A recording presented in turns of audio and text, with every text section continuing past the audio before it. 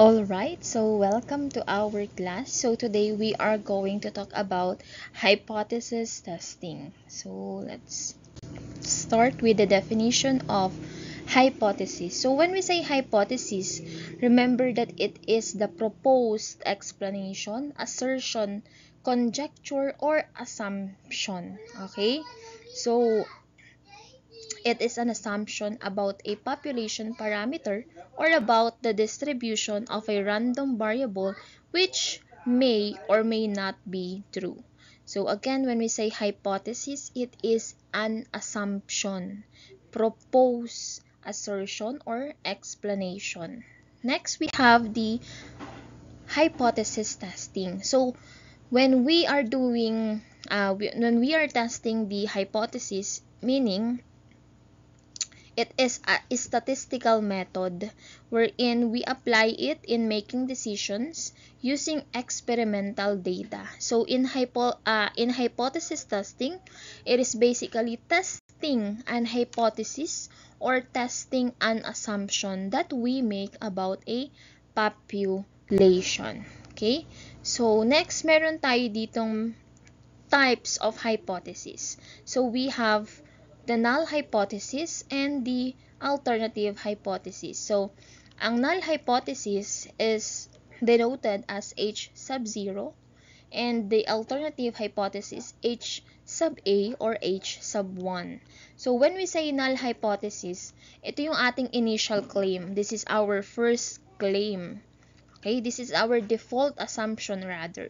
So, it tries to disprove, reject, or nullify. So, sa null hypothesis, ibig sabihin, there is no significant difference, there is no changes, nothing happened, or no relationship between the two parameters. While, kapag sinabi nating alternative hypothesis, meron pa pala. So, pag sinabing null hypothesis, it shows equality. So, later, makikita ninyo. So, pag sinabi namang alternative hypothesis, it is the contrary or the kabaligtaran of the null hypothesis. It shows that there is a significant difference, an effect, change, relationship between a parameter and specific value. And kung sa null, it shows equality. Dito naman, it shows inequality. So, remember, in hypothesis testing, we gather enough evidence to reject the null hypothesis but not to prove the alternative hypothesis. Again, we are gathering data, we are gathering enough evidence para ma-reject natin yung ating default assumption which is the null hypothesis. Pero hindi para i-prove yung ating alternative hypothesis. Okay? Next, we have parameter. So when we say parameter, it is used to describe the entire population being studied. Usually, pag sinabing parameter, it describes the average or mean of the population. Next, we have the sample mean. So from the word itself, a sample mean is an estimate of the population mean. It is the average of a set of data or sample. Okay? Yun po ang sample mean. Now, meron tayong mga signs or symbols that you need to remember para you can easily identify or you can easily create a null and alternative hypothesis. So, when we say null hypothesis, ano dyan yung shows equality? So, we have the equal sign. So, meaning, pag nabasa nyo yung word na equal to, the same as, not change from, or the word na is, equal sign ang gagamitin nyo doon. Since it shows equality, pwede rin natin gamitin doon ang greater than or equal or less than or equal. Okay? Next, for alternative hypothesis, we have 3. So, una, yung not equal na sign. So, not equal, different from, change from, not the same as, ito yung gagamitin natin. Kapag naman greater than, above, higher than, longer than, bigger than, increase, ito po. And then, pag less than, below, lower than, smaller than, shorter than, decreased, or reduced from, itong less than na symbol ang gagamitin natin. Okay? So, ito yung mga steps in formulating null and alternative hypothesis. You need to identify the parameter of interest, determine the claim to be tested.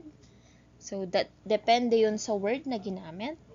Then, translate the claim into mathematical symbols. Then, we need to formulate the null and alternative hypothesis. So, let's have an example. Number 1.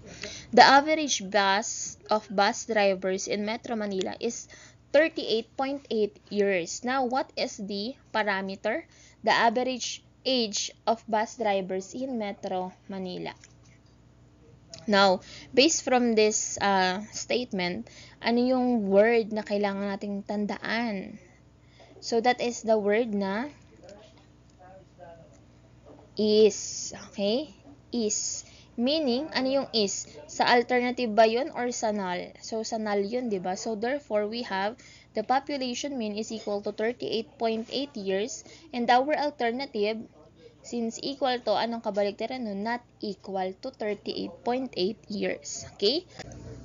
Okay, so another example, a survey conducted by the college students in their study stated that cell phone owners receive an average of 65 texts every day. So our parameter here is the number of text messages received every day.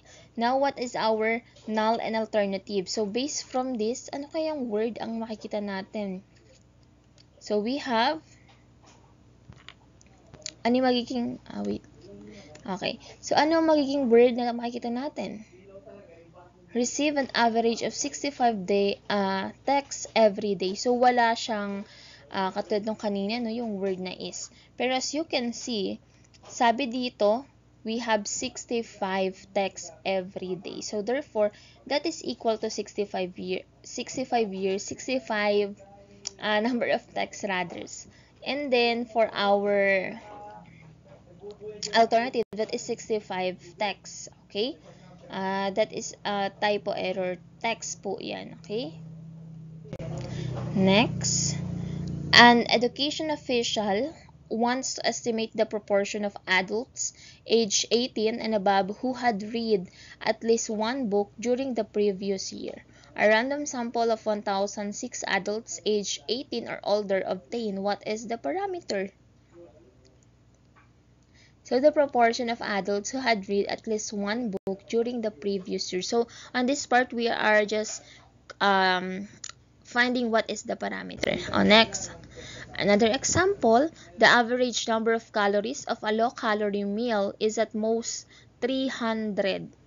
So, what is our null and alternative? So, makikita ninyo, ano kayang word dyan? That is at most. So, saan yon? Null or alternative?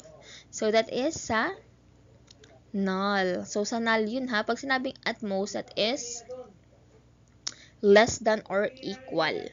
So, our our population mean is less than or equal 300 calories. And therefore, our alternative is greater than 300 calories.